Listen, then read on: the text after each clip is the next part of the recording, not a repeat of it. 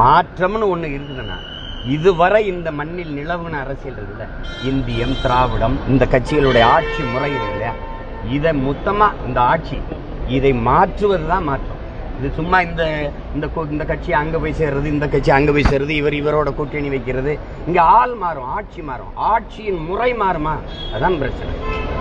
இவர்களுக்கு யாருக்கும் கோட்பாடு மாற்றம் தத்துவ மாற்றம் கிடையாது. காங்கிரஸ் பாரதிய ஜனதாவுக்கோ திமுக அதிமுக நம்ம ஒண்ணு கேட்போம், 2 பேருக்கு தான் போட்டிங்கிறீங்க, திமுக அதிமுகவுக்கு 2 பேர் தான் போட்டி. திமுக அதுக்கு மாற்று இன்னொரு திமுக எப்படி, தீமை இதுக்கு மாற்று இன்னொரு தீமை எப்படி? நபிகளார் சொல்ற மாதிரி தீமைக்கு மாற்று நன்மை தான், நேர்மை தான். அப்ப நீங்க தீமைக்கு மாற்று தீமை. இவர் திமுக, இவர் ஆட்சியில ஊழல் இருக்கு, இவர் ஆட்சியில் இருக்காதா? அதிமுக ஆட்சியில் இருக்காதா? லஞ்சம் இருக்கு இருக்காதா? கமிஷன் இருக்கு இருக்காதா? இங்க மலையை வெட்டுவார் வெட்ட மாட்டாரா? மணல் அள்ளுவார் அள்ள மாட்டாரா? இங்க பாலியல் வன்கொடுமை கொலை இருக்கும் இருக்காதா? இருக்காதா? கேட்கறது இருக்குமா இருக்காதா? இங்க சாராய வியாபாரம் இருக்கும், இவர் வந்தா முடிவாரா? எல்லாம் அப்படியே இருக்கும்னா என்ன இந்த மாற்றுறதுல இருக்கு?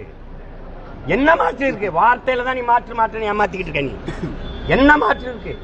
இந்த கட்சியில கொடியில அண்ணா இருக்க மாட்டார், இங்க அண்ணா இருப்பார். கொள்கையில என்ன மாற்று இருக்கு? 2 பேருமே திருடுங்க.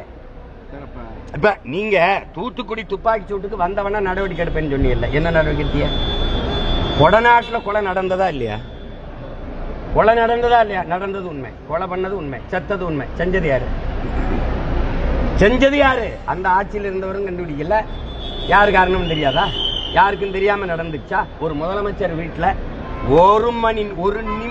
ஒரு நிமிஷம் மின்சாரம் அணையாது. 1 மணி நேரம் மின்சாரத்தை அணைச்சு போட்டவன் யாரு? யாரு?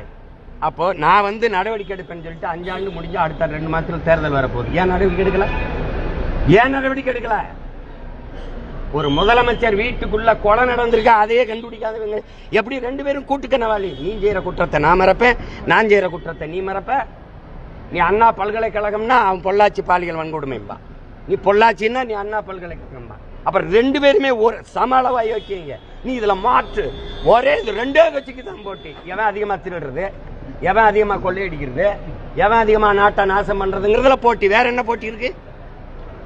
சும்மா இவர் வந்தா மாறிடுமா, அமித்ஷா வந்தா மாறிடுமா? 1000 அமித்ஷா வந்தாலும் அதே தான் இருக்கும், அதே தான் இருக்கும். நீங்க என்ன மாறுதல் செஞ்சாலும் எடப்பாடி முதலமைச்சராக தானே பாடுபட போறீங்க. சொல்லுங்க, என்ன மாறுதல் வந்துடும் சொல்லுங்க.